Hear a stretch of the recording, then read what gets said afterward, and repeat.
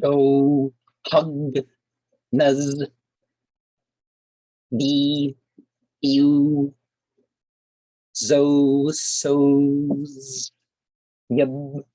Hlylom view. So we return to our topic about Zionism. And so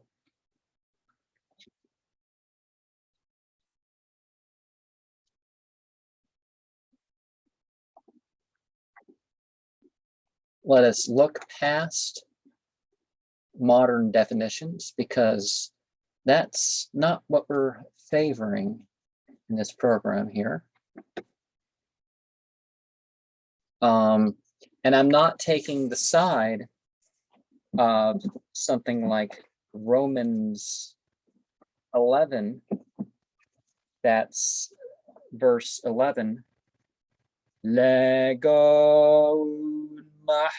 ataisan ina kasosin mahganawita ala taps auton paraptomati sotaria tois athnasin ais taparas holosai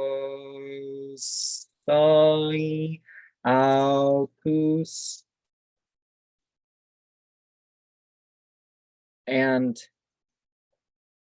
no, the idea that things are going to be towards all nations isn't what's making the issue. It's that, you know, there's a disagreement in how they might know God, or speak of God anyways, because certainly the Christian idea is a lot more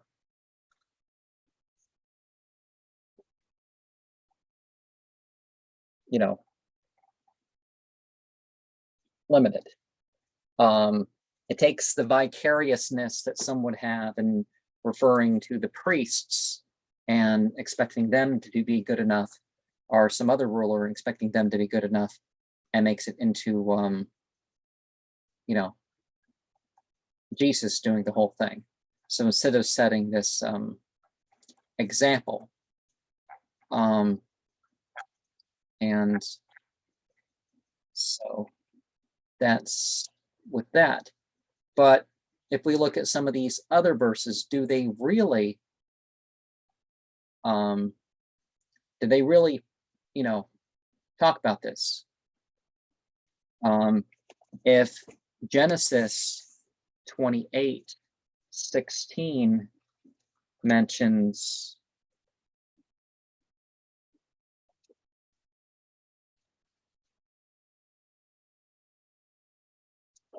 sorry about that.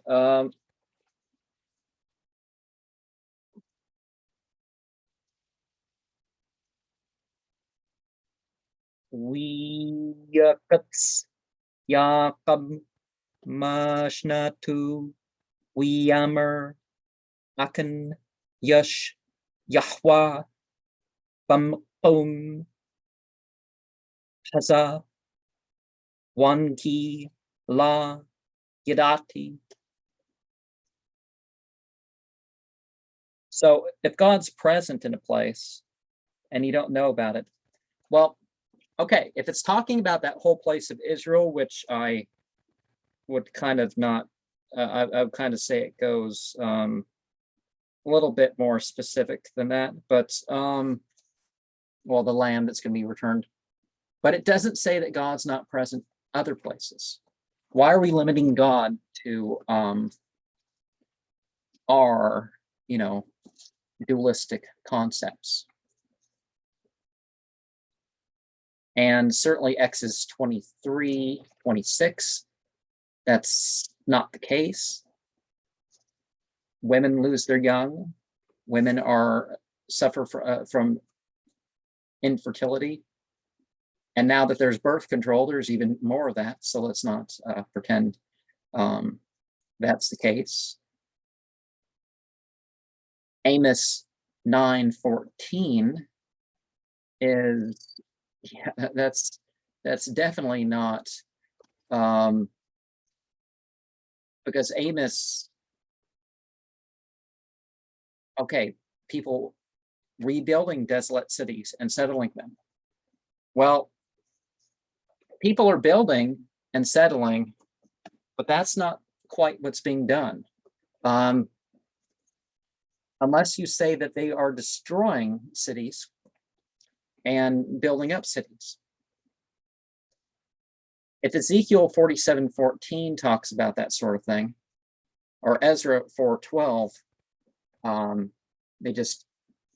the Jews arrive in Israel, in Jerusalem.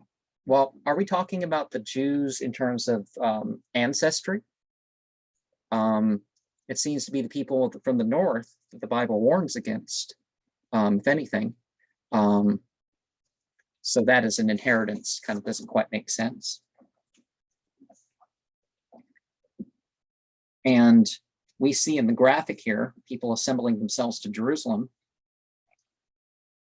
as one people.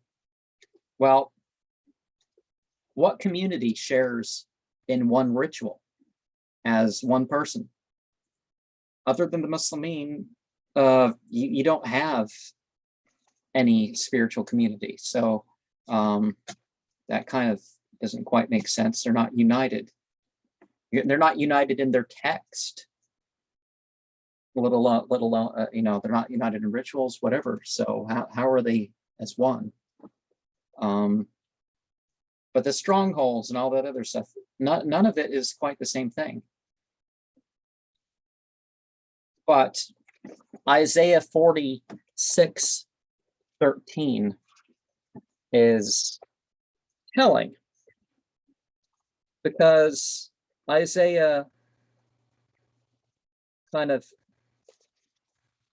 I'm not turning to the thing quite as quickly, because this is important enough. I want to find exactly what we're saying. Urbati tadakti la turchak what shuati la tatter wandati tatsiun tashwah liyashral arti. So, okay. In Zion, by Zion, so by having this distinctive example for those who are the upright of God. Israel is not just some ancestor thing, it's those who are the upright of God. So if that changes per thing, but again and again, you have the righteousness and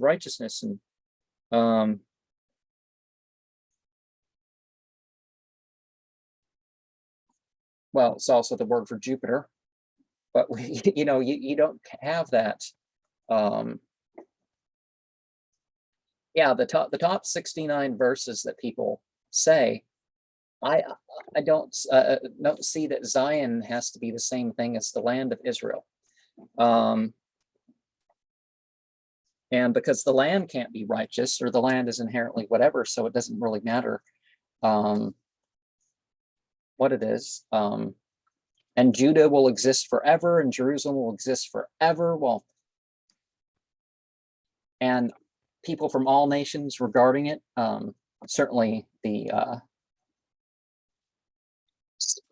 a sacred, Jerusalem is one of the sacred sites, and around the land of Israel, not exactly the same borders, I would say, but because certainly part of Jordan would be included in the Islamic view and the Christian view in terms of the Holy Land. Well, some sects or another, but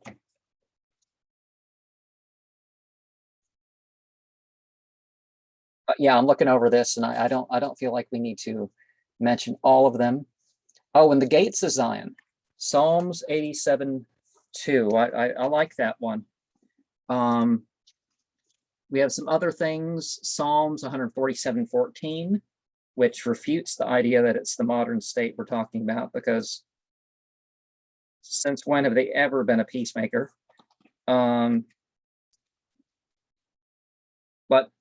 humanity can make peace. Humanity just kind of fails with that sort of stuff. It fails not because it's human. It fails because it's made the choice to be a failure. But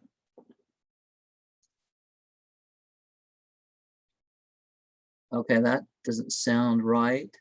87:2. Okay, I found it. Yeah, that looks right.